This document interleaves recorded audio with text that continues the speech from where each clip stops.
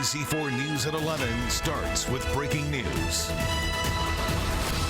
That breaking news is a shooting on the Santa Monica Pier. We're just getting this cell phone video into our newsroom. Within the last half hour, police tell us that a large group was fighting around 9 p.m. when shots were fired. Now, we are being told by police that 2 people were shot, but they are expected to be okay. They're expected to survive. Parts of the pier, however, are now closed. Still no word tonight on what started that fight or who the suspects might be. Of course, we'll continue to bring you any updates as soon as they come into our newsroom. The Oscar goes to One Battle After Another.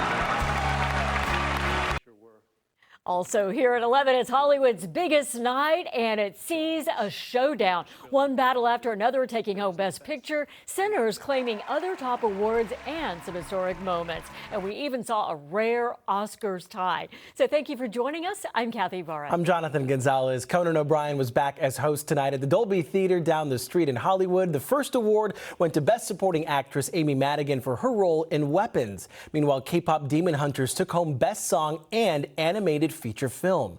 Jessie Buckley won Best Actress for her role in Hamnet, and for the first time there was a Best in Casting award that went to One Battle After Another. Our Robert Kovacic is live from Hollywood, where the night is still young. Robert, how did it go tonight? Kathy and Jonathan, the night is still young for those celebrating, and according to the LAPD, the night is still very safe.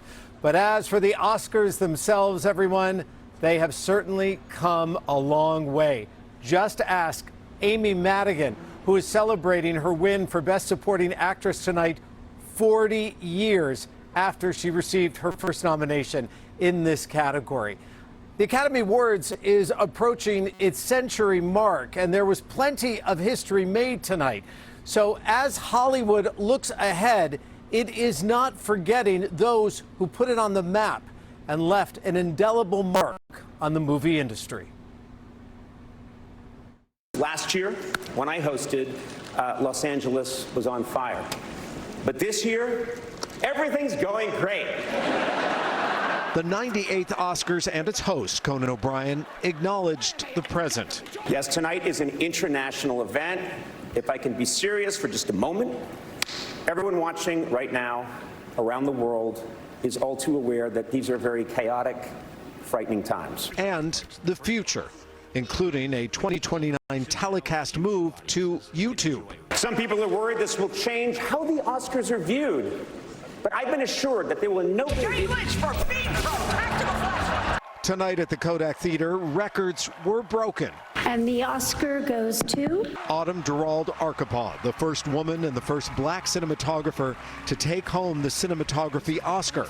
Autumn asking all the women in the room to stand. And then the winner, born in Oxnard and a graduate of Loyola Marymount University, had this to say backstage. A lot of little girls that look like me will sleep really well tonight because they'll want to become cinematographers. Golden, the first K-pop song to win, and K-pop Demon Hunters, Best Animated Film Oscar, the first to creators of South Korean descent. Sentimental Value, the first film from Norway to win Best International Film, and the first ever casting award to Cassandra Kulikundris for One Battle After Another.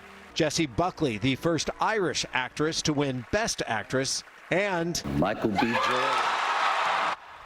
B. Jordan, the first to win in the Best Actor category for playing twins, Smoke and Stack, in Sinners. It feels timely.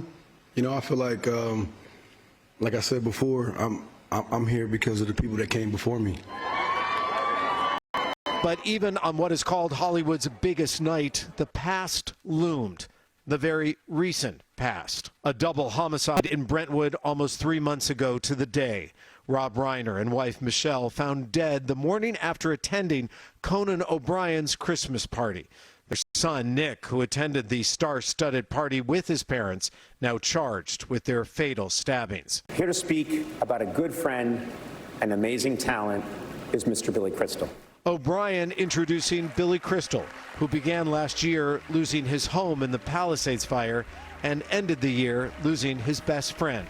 Crystal paid tribute to the Reiners. All we can say is, buddy, what fun we had storming the castle. Then the stars of classic Reiner films filled the stage, faces stoic, turning as the lights dimmed for Hollywood to acknowledge its past and the loss of legends, including Diane Keaton, Catherine O'Hara, Robert Duvall,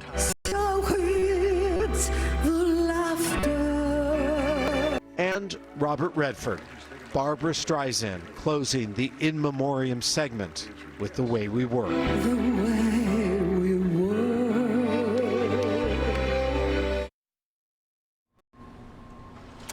And with that, Kathy and Jonathan, the award season finally comes to an end. And so did that telecast, about 3 hours and 45 minutes. But the final Oscar score tonight, one battle after another, 6 wins, Sinners 4, neither reaching the record of 11 wins that, despite their nominations, few had anticipated. But there was plenty to celebrate tonight. And that's what Conan O'Brien really was stressing. He said the night was about global artistry and optimism. Safe to say, there are plenty in Hollywood feeling optimistic tonight. When we see you at 11:30, we're going to take you backstage where you're going to hear from the big winners and why Conan O'Brien explained 22 million Oscar ballots were ruined this evening. For now, live in Hollywood, I'm Robert Kovacic. Let's go back to you.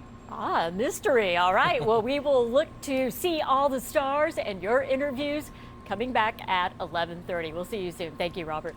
Robert, thank you. We are posting all of the red carpet looks, the fun facts, as well as the local ties on the NBCLA app. Right now, we have a great story about the cinematic friendship that started at USC and just took center stage at Hollywood's biggest night.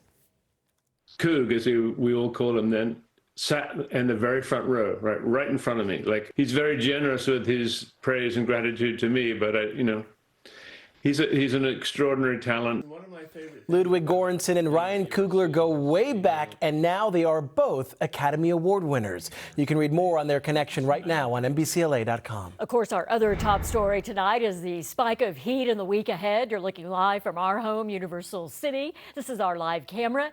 It was warm this weekend, even hot, but it's going to get hotter. Meteorologist Vianney Arana is here now with the latest on the First Alert forecast. And I did hear several of the stars say, geez, it is toasty. I got to give a special shout out to the makeup artists that had to worry about that makeup staying in place tonight with the heat. And yes, we're going to go into an extreme heat wave in the upcoming days. It's 61 degrees right now. Visibility is pretty good.